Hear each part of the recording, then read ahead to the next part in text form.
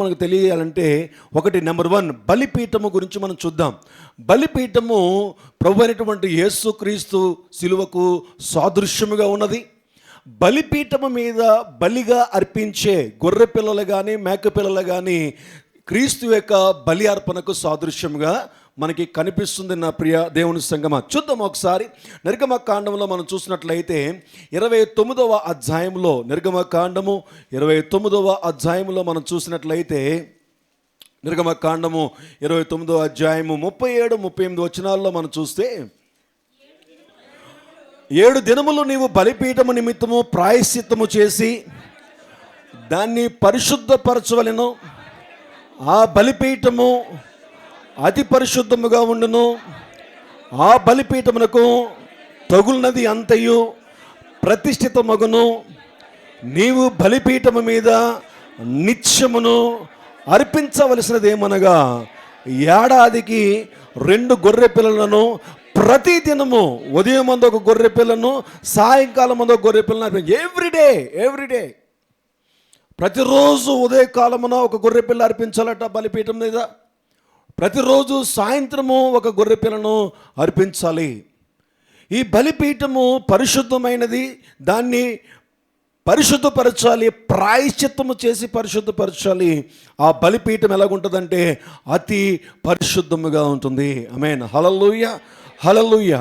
హెబ్రీయులు రాసినటువంటి పత్రిక భాగములో మనం చూసినట్లయితే 10వ అధ్యాయంలో, హెబ్రీయులు రాసినటువంటి పత్రిక భాగము 10వ అధ్యాయము 10వ వచనం నుంచి మనం చూసినట్లయితే, అందరం కలిసి చదువుదాం, అందరూ తీయండి. హెబ్రీయులు రాసిన ప్రతి ఒక్కరు తీయాలి. హెబ్రీయులు రాసిన 10వ అధ్యాయము 10వ వచనం నుంచి, యేసుక్రీస్తు యొక్క శరీరము ఒక్కసారియే అర్పించబడుట చేత ఆ చిత్తమును బట్టి మనమందరము పరిశుద్ధపరచబడి ఉన్నాము. మరియు ప్రతి యాజకుడు దినదినము సేవ చేయుచు పాపములను ఎన్నటికీ తీసివేయలేని ఆ బలులనే మాటి మాటికి అర్పించుచు వచ్చెను. ఈయన అయితే పాపముల నిమిత్తమే సదాకాలము నిలుచు ఒక బలిని అర్పించి అప్పటి నుండి తన శత్రువులు తన పాదములకు పాదపీఠముగా చేయబడి వరకు కనిపెట్టచ్చు దేవుని కుడిపార్శ్వమున ఆసీనుడయ్యను. ఒక్క అర్పణ చేత ఈయన పరిశుద్ధపరచబడి వారిని సదాకాలము సంపూర్ణులుగా చేసి ఉన్నాడు. ఆమేన్, హల్లెలూయా, హల్లెలూయా.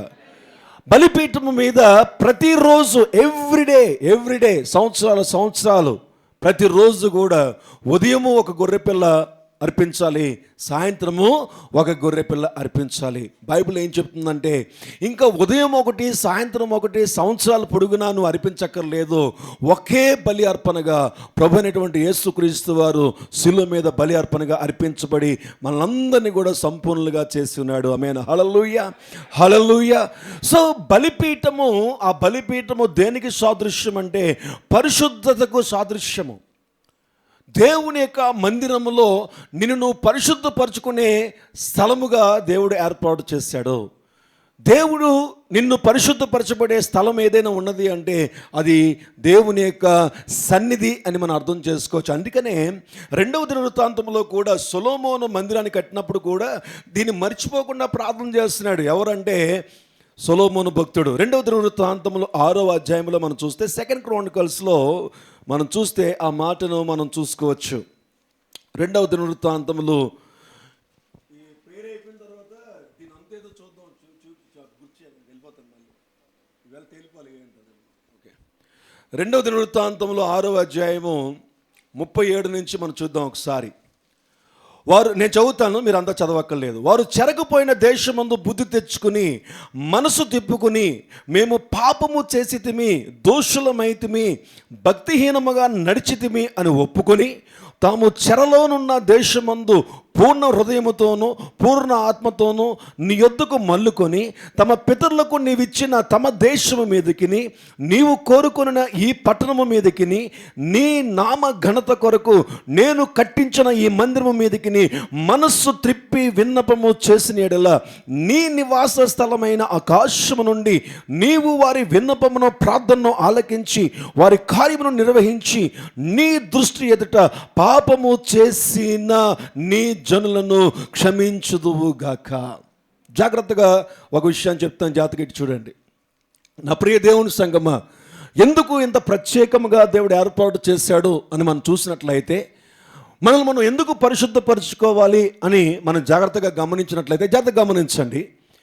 దేవుడు నీ జీవితాన్ని నడిపిస్తున్నప్పుడు, దేవుడు నీ బ్రతుకులో అనేకమైన కార్యాలు జరిగించి ఒక ప్రత్యేకమైన ఉద్దేశాన్ని తీసుకొచ్చి ఆ ఉద్దేశాన్ని నీకు తెలియచేసి అదే నీకు డిజైర్గా, అదే నీకు ఒక గోల్గా ఏర్పాటు చేసి నిన్ను నడిపిస్తూ ఉంటున్నప్పుడు, నీ జీవన యాత్ర కొనసాగుతూ ఉంటున్నప్పుడు, ఈ భూమి మీద నీ బ్రతుకు ముందుకు తీసుకువెళ్తున్నటువంటి సమయంలో దేవుడు ఏదైతే ఉన్నతమైనటువంటి జీవితాన్ని నీకు ఇవ్వాలనుకుంటున్నాడో, ఏదైతే అద్భుతమైనటువంటి కార్యాలు చేయాలనుకుంటున్నాడో, ఎక్కడెక్కడైతే వ్యతిరేకతలు, ఎక్కడైతే శత్రువులు నీ మీదకి దాడి చేస్తున్నప్పుడు వాటి నుంచి దేవుడు నిన్ను విడిపించాలని ఆలోచన చేస్తున్నాడో, జాగ్రత్తగా గమనించండి.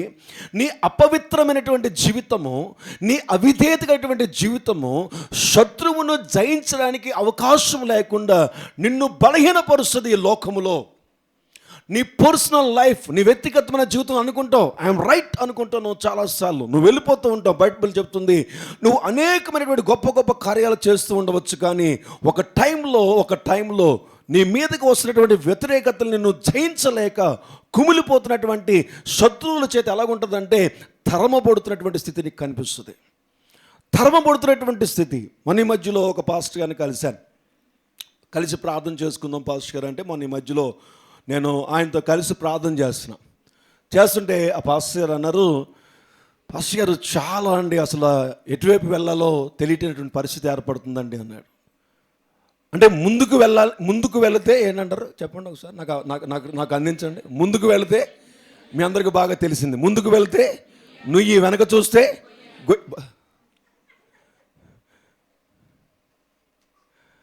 Praise lord.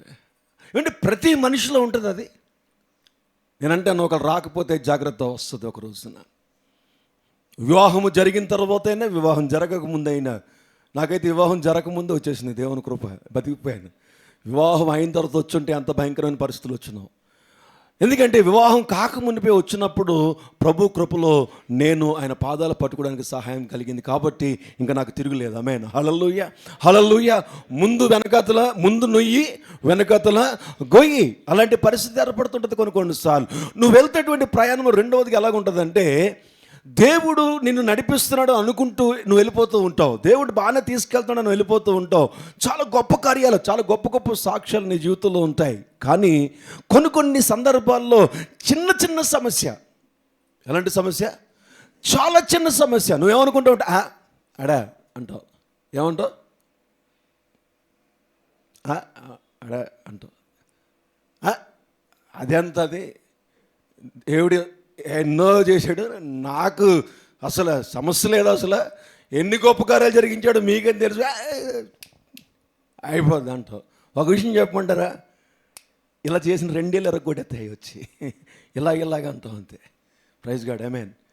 చాలాసార్లు మన జీవితంలో చాలా చిన్నవి, చాలా సింపుల్గా ఉంది, ఏం పర్వాలేదు, దీన్ని నేను జయించగలుగుతాను, దీన్ని నేను ఏమాత్రం కాదు, నేను దీన్ని జయించుకుని నేను ముందుకు వెళ్ళిపోతున్నాను అనుకున్నటువంటివి నీ ప్రాణం మీదకి వస్తాయి, నీ బ్రతుకుని నాశనం చేసే కార్యాలు వస్తాయి. ఎలా చెప్పగలరు పాస్టర్ గారు అంటే, బైబిల్లో మనం చూసినప్పుడు యెహోషువ గ్రంథంలో మనం చూస్తే మనకి అది కనిపిస్తుంది. ఎరుకో గోడలు చక్కగా వారు కూలగొట్టేశారు. ఎరుకో గోడలన్నీ కూడా పగిలిపోయినాయి. దేవుడు భయంకరమైనటువంటి యుద్ధాన్ని జయింపచేసి కేవలము ప్రార్థన స్తుతి ఆరాధన ద్వారా ఎరుకో గోడలు జయించడానికి ప్రభు సహాయము చేశారు. సో ఎరుకో గోడలు శాపగ్రస్తమైనటువంటి గోడల్ని వారు కూలగొట్టుకున్నారు. ఎరుకో ప్రాంతాన్ని వారు జయించారు. చక్కగా దేవుడు అద్భుతమైన కార్యాలను జరిగించాడు. 7వ అధ్యాయంలో మనం చూసినప్పుడు చాలా చిన్న ప్రాంతమైనటువంటి హాయి పట్టణాన్ని వారు జయించలేకపోయారు. చూడండి ఒకసారి 7వ అధ్యాయంలో మనం చూసినట్లయితే 3వ వచనములో, హాయిపురమును వేగు చూచి యెహోషువ యొద్దకు తిరిగి వచ్చి జనులందరినీ వెళ్ళనీయకము, 2-3 వేల మంది వెళ్ళి హాయిని పట్టుకొని వచ్చును, జనులందరూ ప్రయాసపడి అక్కడికి వెళ్ళనేలా హాయివారు కొద్దిగా ఉన్నారు. శ్రమ చాలా కొద్దిగా ఉంది. చాలా గొప్పగా ఉన్నటువంటి కార్యాలు దేవుడు మన జీవితంలో జరిగించాడు. వాళ్ళు చాలా కొద్ది మంది, మనము చాలా ఎక్కువ మంది. ఆ బలము చాలా బలహీనమైంది, మన బలము చాలా గొప్పదైంది. ఈ రోజున మన జీవితాల్లో చాలాసార్లు నా ప్రియమైన దేవుని సంగమా, అనేక సార్లు ఏం పర్వాలేదు, నేను ఏదైనా జయించేస్తాను, ఏం పర్లేదు, నేను ఏదైనా సరే నేను ముందుకు వెళ్ళిపోగలను, ఎన్ని గొప్ప కార్యాలు జరిగించాడు నా దేవుడు అనుకుంటావు. జాగ్రత్త సుమా, జాగ్రత్త. నీ జీవితంలో అవిధేయత, నీ జీవితంలో ఒక పాపపు బీజము, నీ జీవితంలో దేవునికి ఇష్టం లేనటువంటిది ఏదో నీ జీవితంలో శత్రువుని జయించడానికి తగినటువంటి బలము నీ దగ్గర లేకుండా నిన్ను బలహీనపరచి శత్రువు నీ మీద జయం పొందుకోవడానికి అవకాశం కలుగుతుంది. నీకు తెలీదు, నువ్వు కన్ఫ్యూజ్ అయిపోతావు. ఎందుకు కన్ఫ్యూజ్ అయిపోతావు తెలుసా? యెహోషువ లాంటోడే కన్ఫ్యూజ్ అయిపోయాడు. యెహోషువ లాంటివాడికి అర్థం అవ్వలేదు. యెహోషువ జీవితం చూసుకున్నట్లయితే మోషేతో ఉన్నటువంటి వాడు ఇప్పుడు యెహోషువ తన నాయకత్వంలో వెళ్ళిపోతున్నటువంటి వాడు. అంటే ఇంచుమించుగా ఒక విధంగా చెప్పాలంటే 50 సంవత్సరాల పైగా దేవునితో నడిచేసినటువంటి వాడు యెహోషువ. 50 సంవత్సరాల పైగా దేవుడితో నడిచేసినటువంటి వాడు. మోషే ప్రారంభం నుంచి యెహోషువ ఉన్నాడు. మోషేతో ప్రయాణం అంతట్లో కూడా యెహోషువ కాలేబులు ఉన్నారు. యెహోషువ కాలేబులు ప్రారంభం నుంచి కూడా దేవుని కార్యాలు చూస్తున్నారు. నా ప్రియ దేవుని సంగమా, ఈ యెహోషువ అనేటువంటి ఈ యొక్క నాయకుడు, ఈ యొక్క భక్తుడు 50 సంవత్సరములు దేవుడితో కలిసిన ఒక అద్భుతమైన అనుభవము. నాలాంటి అనుభవం కాదు, నాలాంటి అనుభవం కాదు. రాజులను సైతము, గొప్ప గొప్ప జయించలేటువంటి దేశాలని సైతము స్వాధీనపరుచుకున్నటువంటి అనుభవం కలిగినటువంటి వాడు యెహోషువ. మోషే వృద్ధుడైపోతే శత్రువులైనటువంటి వారితో యుద్ధము చేసే జయం కలిగినటువంటి గొప్ప సైనికుడు యెహోషువ. దగ్గర నుండి పరిశీలనగా నాయకుడితో నడిచినటువంటి వాడు యెహోషువ. దేవుడే స్వయంగా పిలిచి, దేవుడు అభిషేకించి నాయకత్వాన్ని ఇచ్చినటువంటి వాడు యెహోషువ. అలాంటి యెహోషువ ఒక అపజయం కలిగినప్పుడు, ఒక వ్యతిరేకత కలిగినప్పుడు, తన ప్రయాణంలో ఆటంకం కలిగినప్పుడు, తనకు ఎదుర్కొంటున్నటువంటి సమస్య, ఎదుర్కొంటున్నటువంటి ఆ శ్రమ తన మీదకి దాడి చేసి తనని బలహీనపరిచి తన యొక్క సైన్యాన్ని తరుముతున్నటువంటి సమయంలో యెహోషువకి అర్థం అవ్వలేదు. ఈరోజు నీకు నాకు కూడా అర్థం అవ్వదు. ఎందుకు ఈ వ్యతిరేకత, ఎందుకు ఈ శ్రమ? చిన్నదే కదా, ఇలాంటి ఎన్నో కార్యాలు దేవుడు చేశాడు కదా. ఈ చిన్న అనారోగ్యము ఎందుకు నేను జయించలేకపోతున్నాను? ఈ చిన్న ఆర్థిక సమస్య నేను ఎందుకు జయించలేకపోతున్నాను? వీడు ఎంత ఉన్నాడు? మహా అయితే ఒక 6 సంవత్సరాలు కూడా లేడు, వీడితో నాకు పెద్ద సమస్య అయిపోయింది. నేను ఎంత ఉందో? మహా అయితే ఒక 15 సంవత్సరాలు ఉన్నాయి, ఈ అమ్మాయితో పెద్ద సమస్య అయిపోయింది. రాత్రులు నిద్ర పట్టడం లేదు ఆ అమ్మాయి గురించి ఆలోచిస్తుంటే. ఏంటి, ఎన్నో గొప్ప కార్యాలు దేవుడు చేశాడు కదా. ఒక 15 సంవత్సరాల చిన్న అమ్మాయి గురించి ఎందుకు నా జీవితంలో ఆ యొక్క నెమ్మది లేకుండా పోయింది? నా ప్రియ దేవుని సంగమా, ఎందుకు మనం జయించలేకపోతున్నాం? యెహోషువ ఆలోచన చేశాడు. ఒకటే స్థలం యెహోషువకు తెలుసు, దేవుని సన్నిధి. ఆమేన్, హల్లెలూయా. యెహోషువకు తెలిసింది ఒకటే, తనకేదైనా సమస్య వస్తే, తనకేదైనా కష్టం వస్తే, తనకేదైనా అపజయం వస్తే ఎవరి దగ్గరికి వెళ్ళడం, ఎవరిని అడగడం, ఒక దేవుణ్ణి మాత్రమే అడుగుతాడు. ఇప్పుడు దేవుని వద్దకు వెళ్ళాడు. వెళ్ళి, ఏంటయ్యా, ఏం జరిగింది? ఎందుకు నాకు ఈ అపజయం? గొప్ప గొప్ప కార్యాలు చేసావు కదా, ఎరుకో గొడవలకు నువ్వు పగలగొట్టినట్టుగా చేసావు, ఎరుకో ప్రాంతాన్ని నువ్వు స్వాధీనపరిచావు కదా, ఏం జరిగింది? ఎందుకు ఈ అపజయం కలిగింది? చాలా చిన్న సమస్య కదా ఇది, చాలా చిన్న పట్టణం కదా, పెద్ద పట్టణం కాదు కదా, పెద్ద సైన్యం ఏం కాదు కదా, జయించడానికి పెద్ద ఏమి వీర పోరాటాలు ఏమి చేయక్కర్లేదు కదా, ఏం జరిగింది అని అడిగితే అప్పుడు 7వ అధ్యాయంలో దేవుడు చక్కగా మాట్లాడుతున్నాడు. 11వ వచనం 12వ వచనంలో, ఇశ్రాయేలీయులు పాపము చేసి ఉన్నారు, నేను వారితో చేసిన నిబంధనను వారు మీరి ఉన్నారు. శపితమైన దాన్ని కొంత తీసుకుని దొంగిలి బొంకి తమ సామానులో దాన్ని ఉంచుకొని ఉన్నారు. కాబట్టి చదవాలి గట్టిగా, కాబట్టి ఇశ్రాయేలీయులు శాపగ్రస్తులై తమ శత్రువుల ఎదుట నిలువలేక తమ శత్రువుల ఎదుట వెనుకకు తిరిగిరి. కాబట్టి నేను ఏమైతే చెయ్యొద్దన్నానో అది చేశారు నీ సైన్యంలో ఉన్న ప్రజలు. ఇదిగో నీలో ఉన్నటువంటి ఇశ్రాయేలీయులు నేను ఏమి చెయ్యొద్దన్నానో అదే చేశారు. కాబట్టి శత్రువులు వారు తరమడానికి అవకాశం కలిగింది. 12వ వచనం అదే, నీ శత్రువులు వెనుక శాపగ్రస్తులైన వారు నీ మధ్య ఉండకుండా మీరు వారిని ఏం చేయాలి నిర్మూలము చేస్తేనే తప్ప నేను మీకు తోడై ఉండను చెప్పేశాడండి. ఏం చెప్పాడు? అవిధేయత. ఎవరికి అర్థం అవ్వలేదు? యెహోషువకి అర్థం అవ్వలేదు. యెహోషువకి అర్థం అవ్వకపోతే నీకేం అర్థం అవుతుంది? నీకు అర్థం అవుతుంది. అందుకే కన్ఫ్యూజన్ చాలా. I'm right. అస్తమానికి తప్పులేనా? అవును, కొన్నిసార్లు అవ్వచ్చు. మేబీ నీలో ఏ లోపం ఉందో నీకేం తెలుసు? జాగ్రత్తగా గమనించండి. దేవుని మందిరములో నీ లోపమును క్లియర్గా నీకు తెలియచేసి ఆయన బలిపీఠముగా ఉన్నటువంటి యేసు రక్తము చేత నిన్ను కడిగి నిన్ను శుద్ధీకరించి నీ మార్గాల్ని మళ్ళీ సరళము చేసే స్థలం ఏమైనది అంటే అది దేవుని మందిరమై ఉన్నది. ఎందుకు నువ్వు దేవుని మందిరానికి రావాలంటే దేవుని మందిరములో ఎక్కడ నువ్వు అవిధేయత కలిగి ఉన్నావో, ఎక్కడ నువ్వు తప్పిపోయి ఉన్నావో, దేవుని యొక్క క్రమంలో ఎక్కడైతే నువ్వు సరిగ్గా లేవో దేవుడు సూటిగా నీకు మాట్లాడి first point and second point దాని సొల్యూషన్ ఏంటో క్లియర్ చేసి ఇక్కడి నుంచి నేను పంపిస్తాడు. ఎప్పుడైతే ఆ మాట చెప్పాడో యెహోషువ వెంటనే అందరినీ సమావేశపెట్టాడు. ఎవరైతే తప్పు చేశారో వాళ్ళని నిర్మూలన చేశాడో. 8వ అధ్యాయంలో మనం చూసినట్లయితే 8వ అధ్యాయం 1వ వచనంలో మనం చూసినట్లయితే, మరియు యెహోవా యెహోషువతో ఇట్లా నేను భయపడకము జడియకము యుద్ధ సైనికులైన వారిని అందరినీ తోడుకొని హాయి మీదకి పొమ్ము, చూడుము నేను హాయి రాజును అతని జనులను అతని పట్టణమును అతని దేశమును నీ చేతికి అప్పగించుకొంచున్నాను. ఆమేన్, హల్లెలూయా. అంతకుముందు సైన్యమే జయించలేకపోయారు, సైన్యాన్నే జయించలేకపోయారు. సైన్యమే తనకు ఎదురు తిరిగింది, ప్రజలే తనకు ఎదురు తిరిగారు. ఇప్పుడు అంటున్నాడు 4 గింతలుగా నేను నీకు ఆశీర్వదించబోతున్నాను. రాజును నీకు ఇస్తాను, అంతేకాదు రాజును మాత్రమే కాదు పట్టణము నీకు ఇస్తాను, జనులను నీకు ఇస్తాను, అంతేకాదు హాయి దేశం అంతటిని కూడా నీకు ఇచ్చేస్తాను. ఆమేన్, హల్లెలూయా. పట్టణం నీకు ఇస్తాను, దేశాన్ని నీకు ఇస్తాను, జనులు నీకు ఇస్తాను, రాజును నీకు ఇస్తాను.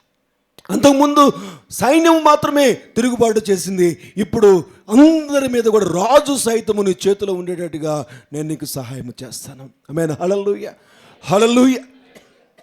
యెషయా గ్రంథంలో మనం చూస్తే 1వ అధ్యాయంలో యెషయా గ్రంథము 1వ అధ్యాయంలో మనం చూస్తే 15వ వచనం నుంచి ఒకసారి జాగ్రత్తగా చదవండి. యెషయా గ్రంథము 1వ అధ్యాయం 15వ వచనం నుంచి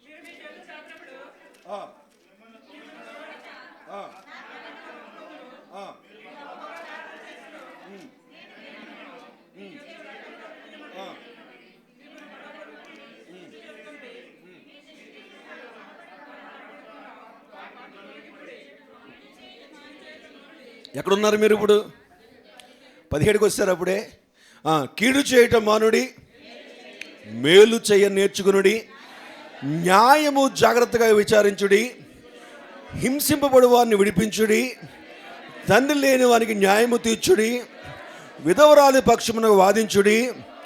యెహోవా ఇలాగూ సెలవిచ్చుచున్నాడు, ఈ మాట సెలవిచ్చుచున్నాడు ఏటట, రండి రండి మన వివాదము తీర్చుకుందాము. మీ పాపములు రక్తము వలె ఎర్రనివైనను అవి హిమము వలె తెల్లబడును, కెంపు వలె ఎర్రనివైనను అవి గొర్రెబొచ్చు వలె తెల్లని వగును. మీరు సమ్మతించి నా మాట విని ఎడల మీరు భూమి యొక్క మంచి పదార్థములను అనుభవింతురు. సమ్మతింపగా తిరుగుబడిన ఎడల నిశ్చయముగా, చెప్పాలి గట్టిగా, కన్ఫర్మ్ ఖడ్గము పాలగుదురు. అంటే ఏ శత్రువు అయితే, ఏ వ్యతిరేకత అయితే, ఏ శ్రమ అయితే నీ మీదకి వస్తుందో ఆ శ్రమ నిన్ను నాశనము చేయకుండా నిన్ను విడిచి వెళ్ళదు. నేను చాలాసార్లు చెప్తూ ఉంటాను, శ్రమ క్రైస్తవుని నాశనం చేయకూడదు, శ్రమ క్రైస్తవుని ఆశీర్వాదంలోకి తీసుకుని వెళ్ళాలి. శ్రమ దేవునికి కార్యాలు జరిగేటట్టుగా ఆ క్రైస్తవుని నిలబెట్టాలి. ఈ కార్యం అంతా ఎక్కడ జరుగుతుందంటే ఒక దేవుని మందిరంలోనే జరుగుతుంది. అందుకనే నువ్వు దేవుని మందిరానికి విలువ ఇవ్వాలి. ఎందుకంటే దేవుని మందిరానికి నువ్వు విలువ ఇవ్వకుండా నీ యొక్క జాబ్స్కి, నీకున్నటువంటి బిజినెసెస్కి, నీకున్నటువంటి ఎడ్యుకేషన్కి మాత్రం వాల్యూ ఇచ్చి దేవుని మందిరానికి ఏం వెళ్తాను, వారానికి 2 సార్లు లేదా 3 సార్లు దేవుని మందిరానికి ఏం వెళ్తాములే అని చెప్పి ఆ కొద్ది నిమిషాలు, ఆ 2 గంటల్లో కూడా నువ్వు దొంగతనం చేసుకుని వెళ్ళిపోతే పోయేది నువ్వే. ఎందుకో తెలుసా, నీ కొరకే దేవుడు ఒక మందిరాన్ని ఏర్పాటు చేశాడు. ఆమేన్, హల్లెలూయా. నువ్వు వ్యక్తిగతంగా ఎక్కడైతే యుద్ధము జరుగుతుందో, ఎక్కడైతే శ్రమలు నీ మీదకు వస్తున్నాయో, నీ ఉద్యోగంలో, నీ వ్యాపారంలో, నీ యొక్క చదువులో, నీ వ్యక్తిగతమైన జీవితంలో, నీ కుటుంబ జీవితంలో, నీ సామాజికమైనటువంటి జీవితంలో ఎక్కడైతే నువ్వు వ్యతిరేకతలు ఎదుర్కొంటున్నావో, ఎందుకు వస్తున్నాయో నీకు తెలియదు, అవి ఎందుకు కలుగుతున్నాయో నీకు తెలియదు. బట్ బైబిల్ ఏం చెప్తుంది అంటే, రండి వివాదము చేర్చుకుందాము. ఎక్కడైతే పాపం ఉందో, ఎక్కడైతే అవిధేయత ఉందో, ఇదిగో నా దగ్గర కడిగి మీరు శుద్ధీకరించుకునే ఒక స్థలానికి రండి అని పిలుస్తున్నాడు. వివాదము తీర్చుకుందాం, మీ గొడవ క్లియర్ చేసేసుకుందాం. ఏం జరిగిందో క్లియర్ అయిపోయే స్థలం ఏమైనా ఉన్నదంటే అది దేవుని మందిరమే. దేవుని ప్రజలు ఒక చోటట, ఒకసారట, ఒక ఇంటిలో కూర్చుని ఆరాధన చేస్తున్నారట ప్రభువైనటువంటి యేసుక్రీస్తుతో కలిసి. ఆ ఇల్లు మందిరం అయింది. ఆ సమయంలో కాళ్ళు చేతులు 2 కూడా పడిపోయినాయటండి. బాడీలో ఏ చలనం లేదట. వారు పైనుంచి పైకి ఎక్కి పెంకులు ఊడదీసి పైనుంచి కిందకి తీసుకొచ్చారట. తీసుకొస్తే వెంటనే యేసుక్రీస్తు ఉన్నారంట, నీ పాపములు క్షమించబడి అన్నాడట. అంతే. ఎప్పుడైతే దిక్కున లేచి తన పరుపెత్తుకుని పరిగెట్టేటట్టు గట్టి చప్పలు కొడదాం, దేవుని నామాన్ని కనపరుచుకుందా. చేతులు కాళ్ళు కదలని పరిస్థితి, తన శరీరంలో ఉన్నటువంటి అవయవము తనకి పనిచేయని పరిస్థితి. ఈ రోజున ఒక పెరాలసిస్ సిచ్యువేషన్స్ నీ లైఫ్లోనికి వస్తాయి. చాలాసార్లు చెయ్యాలనుకుంటావు, చెయ్యాలదు, ఏదో అంటారు కదా, చెయ్యి ఆడదు, చెయ్యి కాలు ఆడట్లేదని అంటారా? ఎప్పుడైనా అన్నారా? అయితే నీ చేతులు లేకపోతే మళ్ళీ గొడవ అయిపోద్ది మీకు నాకు. Praise Lord. విన్నారు ప్రైజ్ గాడ్. ఏమి ఆడట్లేదు, చేతులు కాళ్ళు. ఎంతమంది అన్నారు చెప్పండి ఒకసారి, ఎంతమంది అని ఉంటారు చేతులు కాళ్ళు ఆడట్లేదండి అసలు అని. Very good. ఎంతమంది వినుంటారు? అమ్మాయి ప్రైజ్ లార్డ్. విన్న వాళ్ళు అంటారు ఒక రోజున ఇప్పుడు. Praise God. ఎందుకంటే ఆ రూట్లోకి వెళ్లకుండా మానవ జీవితం లేదు, సాధ్యమవుతూ. ఎప్పుడైతే ఆ మందిరము అనగా అదే మందిరము, దేవుని బిడ్డలందరూ కలిసి యేసుక్రీస్తు ఉన్నారు, దేవుని ప్రజలందరూ ఉన్నారు, గొప్ప సువార్త వెళ్తుంది. ఆ ఇల్లు దేవుని మందిరము. ఆ పెంకులు తీసి కిందకి ఎప్పుడైతే తను పంపించాడో గొప్ప అద్భుతమైనటువంటి కార్యము జరిగింది. నా ప్రియ దేవుని సంగమా, దేవుని మందిరములో మన వివాదము తీర్చుకునే స్థలము. దేవుని మందిరములో ఆయన నీకు తెలియచేస్తాడు. చూడండి, మనం జాగ్రత్తగా మనం గమనించినట్లయితే యెషయా గ్రంథం 59వ అధ్యాయంలో మనం చూస్తే, 59వ అధ్యాయంలో యెషయా గ్రంథం 59వ అధ్యాయంలో ఏమంటున్నాడు? 1వ వచనంలో 59వ అధ్యాయం, రక్షింపనేరకి ఉండినట్లు యెహోవా హస్తము కొరచ కాలేదు, విననేరకి ఉండినట్లు ఆయన చెవులు మందము కాలేదు. మీ దోషములు మీకును మీ దేవునికి అడ్డముగా వచ్చను, మీ పాపములు ఆయన ముఖమును మీకు మరుగుపరచను గనుక ఆయన ఆలకింపకున్నాడు. 8వ వచనం శాంతి వర్తనమును వారు ఎరుగరు, వారి నడవడులలో న్యాయము కనపడదు, వారు తమ కొరకు వంకర త్రోవలు కల్పించుకొనుచున్నారు, వారిలో నడుచువాడు ఎవడను శాంతి నొందడు, కావున న్యాయము మాకు దూరముగా ఉన్నది, నీతి మమ్మను కలుసుకొనటం లేదు అని మాట్లాడుతున్నటువంటి సందర్భం. నీకు తెలియదు, ఈ యుగ సంబంధమైనటువంటి దేవత నీ మనోనేత్రాలను ఏం చేస్తుంది? మూసివేస్తుంది. నీలో ఉన్న పొరపాటు ఏంటో తెలియదు. ఏం చూపిస్తుంది తెలుసా? పక్కవాడిని చూపిస్తుంది. నీ శ్రమకు కారణం ఎవరో సంబడి. అది దానివల్ల నీకేమి? ఒక విషయం చెప్పమంటారా? నా సమస్యకి గల కారణము నా భార్య, నా సమస్యకి గల కారణము నా భర్త, నా సమస్యకి గల కారణము నా పిల్లలు, నా సమస్యకి గల కారణము సంబడి ఎవరో అనుకుంటే నీకు శ్రమ ఎక్కువగా ఉంటుందా, శ్రమ తగ్గిపోద్దా? చెప్పాలి గట్టిగా ఒకసారి. అనుభవాల్లో చెప్పండి, అనుభవం లేకపోతే చెప్పకండి. లోపల వర్రీ ఎక్కువైపోద్దా?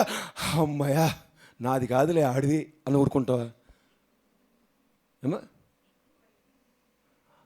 ఎప్పుడైతే అలా అనుకున్నావు, ఉన్న వర్రీకి ఉన్న శ్రమకి ఇంకొక 1000 టన్నులు బరువు కూర్చున్నట్టుగా కూర్చుంటుంది మన మీద. అలా కాకుండా నీ సమేదో నీ తప్పేదో నువ్వు తెలుసుకొని నువ్వు సరి చేసుకున్నావు అనుకోండి, 1000 ఏనుగులు బయటికి వెళ్ళిపోయినట్టు అన్నటువంటి అనుభవం నీకు వస్తుంది. అమ్మాయి హల్లెలూయా. ఇక్కడ పొరపాటు ఏంటో తెలుసా? ప్రాబ్లం ఏంటో తెలుసా? నువ్వు చేస్తున్న తప్పు ఏంటో నీకు తెలియదు. నువ్వు అనుకున్నది ఒకటి, దేవుడు అనుకుంటున్నది ఒకటి. దేవుడు ఎందుకు నీకు కార్యాలు జరిగించట్లేదో కారణం ఒకటి ఉంటుంది, నీ జీవితంలో నువ్వు అనుకున్న కారణం వేరొకటి ఉంటుంది. ఇది ఎక్కడ తెలుస్తుంది? ఒక చిన్న విషయం చెప్తాను, నవ్వుకోకండి, ముందే చెప్పేస్తున్నాను. నవ్వకండి, గట్టిగా నవ్వుకుంటే లోపల నవ్వుకోండి. ఒకసారి నేను ఒక తప్పుడు పని చేశాను. ఆ తప్పుడు పని ఏంటో చెప్తే నవ్వుతారు. తప్పుడు పని చేశాను అని దేవుడు మాట్లాడాడు నాతో. నేను అనుకున్నాను ఐఎమ్ రైట్, నేను చాలా ఇదిగా ఉన్నాను, ఏంటో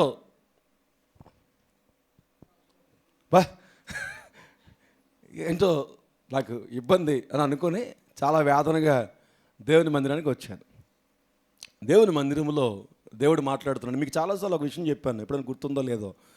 నేను వాక్యం చెప్తున్నప్పుడు మీకు అర్థమవుతుందో దేవుడు మీతో మాట్లాడతాడో లేదో నాకు తెలియదు, కానీ నాతో చాలా విషయాలు దేవుడు మాట్లాడతాడని చెప్పాను. ఎంతమంది గుర్తుంది అది?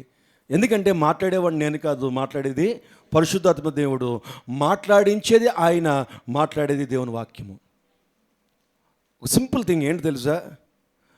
దేవుడు ఆ రోజు చాలా స్పష్టంగా మాట్లాడుతున్నటువంటి సందర్భం. ఏం మాట్లాడుతున్నాడంటే, ఉదయం నువ్వు బయటికి వెళ్ళావా అన్నాడు. వెళ్ళాను ప్రభువా. బయటికి వెళ్ళే ముందు నీ భార్య ఆయిల్ ప్యాకెట్ అయిపోయిందని చెప్పారా? చెప్పాడు ప్రభువా. ఏమన్నావు? రుసరుసలు ఆడేసి వెళ్ళిపోయాను ప్రభువా. చేయొచ్చు, అలాగా చేయకూడదు ప్రభువా, పో, ఇంకొకసారి ఆ మిస్టేక్ మళ్ళీ చేయకుండా చూసుకో. ఏమండి అది చిన్నగా ఉందా పెద్దగా ఉందా? చెప్పాలి గట్టిగా.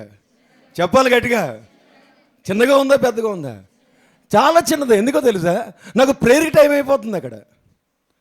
రాత్రి చూసుకోలేదు అనుకుంటా, లాస్ట్ మినిట్లో, ఇప్పుడు కాదండి, కొన్ని సంవత్సరాలు అయిపోయింది, దగ్గరగా 10 సంవత్సరాలు అయిపోయింది. అప్పుడు స్టోరీ చెప్తున్నాను, రీసెంట్ స్టోరీ ఏం కాదు ఇది, 10 years బ్యాక్ జరిగినటువంటి స్టోరీ. సో నేను హడావుడిగా వెళ్తున్నాను. నా ఫీలింగ్ ఏంటంటే నేను పరిచయకి వెళ్ళిపోతుంటే ఈవిడేంటి మధ్యలో వచ్చి నూనె ప్యాకెట్ ఆ ప్యాకెట్ అంటది, అది నా కోపం అనుకుని వెళ్ళిపోయాను. నేను తిట్టుకుంటూ వెళ్ళాను మార్గం అంతా కూడా. ఏంటి బయలుదేరే ముందు నూనె ఇలా అందరూ ఆడవాళ్ళందరూ మొత్తం అందరం తిట్టించుకున్నాను. పనిలో పని ఆడవాళ్ళందరూ ఇంతే, మగవాళ్ళని సరిగ్గా బతకనివ్వరు. సరిగ్గా లాస్ట్ మినిట్లో వచ్చి ఎక్కడో అర్జెంటుగా వెళ్తుంటే మళ్ళీ అక్కడి నుంచి భర్తల మీద పడి ఎడుతారు. ఆయన ఇలాగ అన్నాడు అని. ఏంటి వెంకటేశ్వర గారు, మీరు కాదులేండి, మీకు ఆ ఎక్స్పీరియన్స్ రాదులేండి అని ఏడుస్తూ ఉంటారు అని నేను రకరకాలుగా అనుకుని వెళ్ళిపోయాను. తర్వాత కొన్ని డిస్టర్బెన్సెస్ ఉంటాయి కదండి, మనిషి అన్న తర్వాత ఉండవు. నేను మనిషినే కదా, పశువుని కాదు కదా. సో ఉన్నాయి చాలా. అది ఇంకా ఎక్కువ బర్డెన్గా అనిపిస్తున్నాయి. ఎప్పుడైతే ప్రభు నాతో దేవుని మందిరంలో మాట్లాడాడో ఆ రాత్రి ప్రార్థన చేసిన, ప్రభువా నన్ను క్షమించు, ఇంకొకసారి నూనె ప్యాకెట్ తెమ్మంటే 2 ప్యాకెట్లు తెస్తాను ప్రభువా. అంతేకాదు, నేను బయటికి అర్జెంటుగా వెళ్ళిపోతున్నప్పుడు ఏ రోజు ఏం చెప్పినా సరే నేను అది చేసే వెళ్తాను ప్రభువా అని ప్రార్థన చేసిన రోజు నుంచి అదే పరీక్ష నాకు. అదే పరీక్ష. సరిగ్గా బయలుదేరే టైంకి ఏదో ఒకటి, పాపం పాస్టర్ గారు ఏదో ఒకటి, నేను తప్పుగా ఏం చెప్పట్లేదు అమ్మా, నేను మంచిగానే చెప్తున్నాను. దేవుడు ఆ విధంగా పరీక్ష పెడుతూ ఉంటాడు. అది చిన్న సమస్య, పెద్ద సమస్య ఎలాగనిపించింది మనకి? చాలా అసలు ఈజీగా తీసుకుంటాం మనం. అసలు నేను అంటాను, ఈజీగా తీసుకోవడం కాదు, అసలు మనసులోనే ఉండదు మనకి. లేనటువంటి దాన్ని దేవుడు బయలుపరిచాడు. ఎప్పుడైతే అది సరి చేసుకున్నానో నా జీవితంలో, నా పర్సనల్గా, నా వ్యక్తిగతంగా దేవుడు ఎన్నో గొప్ప కార్యాలు జరిగించాడు. ప్రైజ్ లార్డ్, ఆమేన్, హల్లెలూయా, హల్లెలూయా. నా పర్సనల్, నేను చాలాసార్లు చెప్తాను కదా, వ్యక్తిగతమైన శ్రమ వేరు, కుటుంబంతో కూడిన శ్రమ వేరు. ఎంతమందికి తెలుసు అది? తెలీదా? కొంతమంది చేతులు లేవుతాయి, నాకు తెలుసులే, ఎందుకంటే అంత ఎక్స్పీరియన్స్ మీకు ఎక్కడ ఏడ్చింది? మొత్తం అంతా ఏదో కలగూర గంపలాగా మొత్తం అంతా కలిపి కొట్టుకుని వెళ్ళిపోవడమే. ఏమనంటే నీ పర్సనల్ లైఫ్ గురించి మీకు తెలియదు, కుటుంబ జీవితం గురించి మీకు తెలియదు, అంతా ఒకటే జీవితం. నీకంటూ ఒక మనసు ఉంటుందన్న సంగతి కూడా చాలామంది మర్చిపోయారు ఇక్కడ.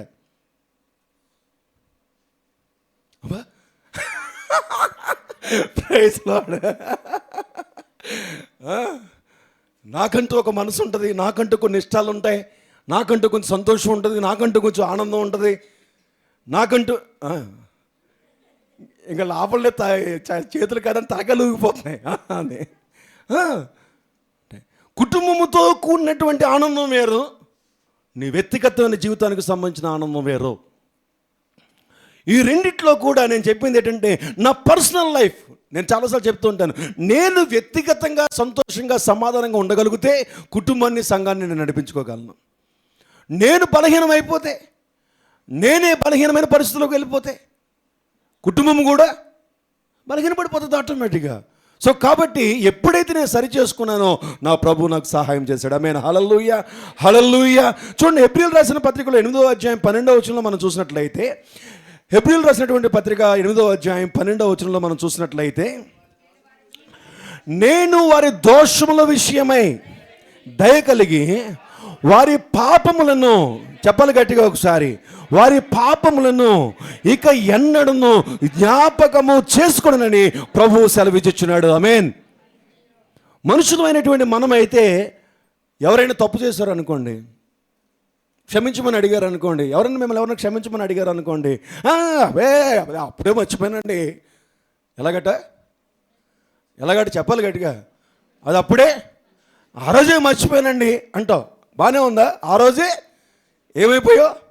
మర్చిపోయా ఉంటావు. 1 సంవత్సరం పోయిన తర్వాత ఏదో సందర్భం అవుతుంది, దాన్నే తీస్తావు. ఇప్పుడు ఇంతగా మర్చిపోయినట్ట, మర్చిపోలేనట్ట? ఆ మర్చిపోవడం గురించి మాట్లాడటం లేదు దేవుడు. ఆ మర్చిపోవడం గురించి మాట్లాడటం లేదు, ఆ జ్ఞాపకము చేసుకున్న దాని గురించి మాట్లాడటం లేదు. నువ్వు జ్ఞాపకము చేసినా సరే ఎప్పుడు అంటాడట దేవుడు. అదే ప్రభువా, ఆ రోజు నేను ఎప్పుడు చేసావు ఏమో నాకు తెలియదే అంటాడట. ప్రైజ్ గాడ్, ఆమేన్, హల్లెలూయా. ఆయన ఏమన్నాడు చూడండి, వారి పాపములను ఇకను ఎన్నడూను నేను జ్ఞాపకము చేసుకున్నాను. నువ్వు దేవుని మందిరానికి వచ్చి, దేవుని మందిరములో నీకున్నటువంటి అతిక్రమము, నీకున్నటువంటి అవిధేయత, నీకున్నటువంటి అతిక్రమమని దేవుడు నీకు తెలియచేస్తాడు. తెలియచేసిన తర్వాత, యేసయ్యా నేను ఒప్పుకుంటున్నానయ్యా, నీ రక్తంతో నా ప్రతి పాపమును కడుగు అని చెప్పకుండా, ఇదిగోనయ్యా ఈ పొరపాటు చేశాను, ఈరోజు నాతో నువ్వు మాట్లాడావు ప్రభువా, నన్ను క్షమించు నాయనా అన్నప్పుడు మరలా తిరిగి ఆ పాపమును ఆయన జ్ఞాపకము చేసుకున్నట. నువ్వైతే జ్ఞాపకం చేసుకుంటావు, నువ్వైతే అంటావు చాలాసార్లు, ఆ రోజే మర్చిపోయిన అంకులు, ఏం లేదు అంకులు అంటావు. నిజమేనేమో పాపం, మర్చిపోయిందేమో, పోలే అంత మంచి అమ్మాయి అనుకుంటాం. 1 సంవత్సరం పోయిన తర్వాత మళ్ళీ అంటే, ఆ రోజు అంకులు మీరు అయితే నువ్వు మర్చిపోలేదా? అబ్బే నేను తీసాను కానీ అంటే సందర్భం వచ్చిందని చెప్పాను. ఏంటి సందర్భం వచ్చినట్టు చెప్పడం? అసలు మైండ్లోనే నీ వల్ల సాధ్యం కాదు అది. అది మానవుని వల్ల సాధ్యం కాదు, కానీ మన ప్రభువైన యేసు వలన సాధ్యము. హల్లెలూయా, హల్లెలూయా. నా ప్రియ దేవుని సంగమా, దేవుని యొక్క మందిరములో దేవుని తన కార్యములో 43వ అధ్యాయం తీద్దాం ఒకసారి. యెషయా గ్రంథం 43వ అధ్యాయం. యెషయా గ్రంథం 43వ అధ్యాయం. యెషయా గ్రంథం 43వ అధ్యాయం 18వ వచనంలో మనం చూస్తే, చెప్పాలి గట్టిగా ఒకసారి, చెప్పాలి గట్టిగా ఒకసారి. మునుపటి వాటిని జ్ఞాపకము చేసుకొనుకుడి, పూర్వకాలపు సంగతులను తలంచుకొనుకుడి. ఇదిగో నేను ఒక నూతన క్రియ చేయుచున్నాను, ఇప్పుడే అది మొలచును, మీరు దానిని ఆలోచింపరా. నేను అరణ్యంలో త్రోవ కలుగ చేయుచున్నాను, ఎడారిలో నదులు పారజేయుచున్నాను. ఆమేన్, హల్లెలూయా. నేను ఏర్పరచుకున్న ప్రజలు త్రాగుటకు అరణ్యములో నీళ్లు పుట్టించుచున్నాను, ఎడారిలో నదులు కలుగ చేయుచున్నాను. అడవి జంతువులను, అడవి కుక్కలను, నిప్పు కోళ్ళను నన్ను ఘనపరచును అని చెబుతూ 25వ వచనంలోకి వచ్చేటప్పటికి, నేనే నా చిత్తానుసారముగా నీ అతిక్రమములను తుడిచివేయుచున్నాను. చెప్పాలి గట్టిగా ఒకసారి. నేను నీ పాపములను జ్ఞాపకము చేసుకొనను. ఈ కంఫర్ట్ నీకు దేవుని మందిరంలో కలుగుతుంది. దేవుని మందిరంలోకి వచ్చినప్పుడు ఎక్కడైతే నీ బ్రతుకు ఎడారి అయిపోయిందో, ఎక్కడైతే నీ బ్రతుకు అరణ్యం అయిపోయిందో, బైబిల్ ఏమంటుందంటే, ఎడారిలో నీళ్లను నేను ప్రవహింప చేస్తాను. ఎడారిలో నీటి చొక్కు దొరకడమే కష్టం. భయంకరమైనటువంటి ఎడారిలోకి నువ్వు వెళ్ళిపోతే ఒక నీటి బొట్టు దొరుకుటానికి అసాధ్యము.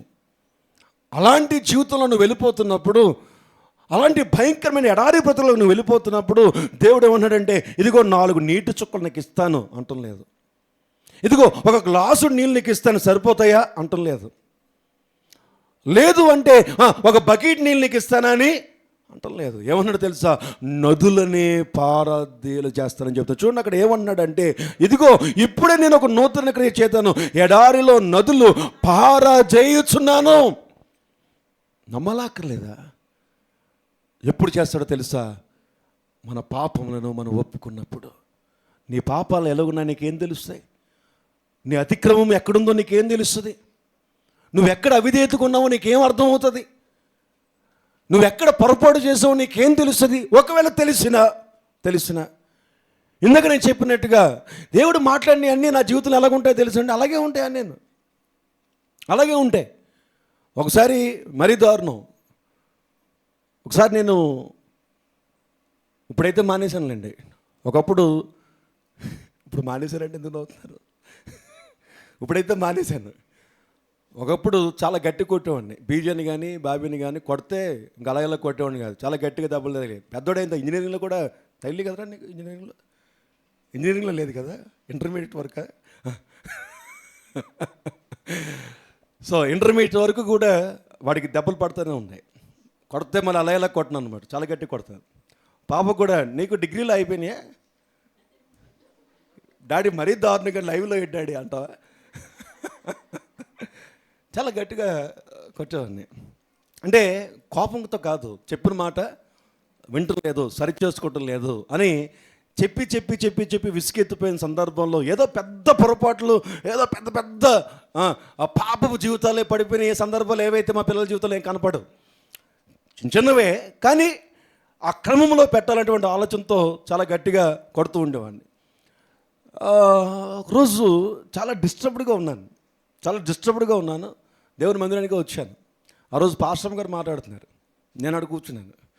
ప్రభువా, నాకు ఇదే బాధ ఎప్పుడు చూసినా, ప్రభువా నాతో మాట్లాడు ప్రభు అంటే అనుకున్నాను, ఏదో వాగ్దానం ఇచ్చేస్తాడేమో దేవుడు అని అనుకుంటే, పిల్లల్ని తండ్రి కొట్టినటువంటి సబ్జెక్ట్ గురించి ఏదో మాట్లాడుతున్నారు ఆ రోజు పాస్టర్ మీద. గుండె చొక్కమంది ఒకేసారి. వెంటనే ప్రభువా నన్ను క్షమించని ప్రార్థన చేసి మా పిల్లలిద్దరి దగ్గరికి వెళ్ళి మిమ్మల్ని కొట్టనరా, ఇంకా మీ మట్టుకు మీరు బతకండి పడే, ఇక్కడి నుంచి నేను ఏమి నాతో కొట్టించుకునే పరిస్థితి వరకు ఇంక రాకండి దయచేసి అని చెప్పి నేను సరి చేసుకుని అప్పటి నుంచి కూడా బిడ్డల మీద చేతులు వేయడం మానేశాను. ప్రభు కృపలో దేవుడు నాకు సమాధానం ఇవ్వడం ప్రారంభించాడు. ఇంకో విషయం చెప్పమంటారా, కొట్టిన తర్వాత వారు బాగుపడిన స్థితి కంటే కూడా కొట్టడం మానేసిన తర్వాత వారు బాగుపడడం ప్రారంభించారు. ఆమేన్, హల్లెలూయా. గొప్ప కార్యాలు దేవుడు వారి జీవితంలో చేయడం ప్రారంభించారు. ఇది ఎలాగుంది? బాగుందా? ఇది ఎలాగుంది? పెద్ద సమస్య ఏంటంటే, పిల్లల్ని తల్లిదండ్రులు కొట్టరా, బుద్ధి చెప్పరా, వారికి భయం భక్తులు నేర్పించద్దా? దేవుడు కొన్ని సందర్భాల్లో అలాగే కొట్టడం మానేకండి. ఆల్రెడీ మాకు ఎవరికి ఏం చేయట్లేదు, మీ పిల్లల్ని బెత్తం పట్టుకోవాలి. ఓకే, అలాగని మరి నాలా కాదు. ప్రైజ్ గాడ్, ఆమేన్. అది పెద్దగా ఉందా చిన్నగా ఉందా సమస్య? చాలా చిన్న సమస్య, కానీ అదే నా హృదయాన్ని, నా జీవితాన్ని చాలాసార్లు డిస్టర్బ్ చేసింది. ఎప్పుడైతే అది సరి చేసుకున్నానో, అది ఎక్కడ కలిగింది అంటే దేవుని మందిరంలో. ఈరోజు నేను నమ్ముతున్నాను, ఆయన నా ప్రతి పాపమును కూడా ఏ రోజు కూడా జ్ఞాపకము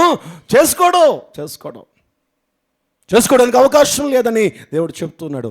ఒకవేళ నా పాపాన్ని మళ్ళీ జ్ఞాపకం చేసుకునేవాడైతే, మరలా జ్ఞాపకం చేసుకునేవాడైతే, ఇప్పుడు నాకు లివర్ పాడైపోవాలి, నా లంగ్స్ మళ్ళీ పాడైపోవాలి, నా గుండె నిండా కూడా కన్నాలు పడిపోవాలి, నేను ఇలా చెప్పాలి వాక్యం.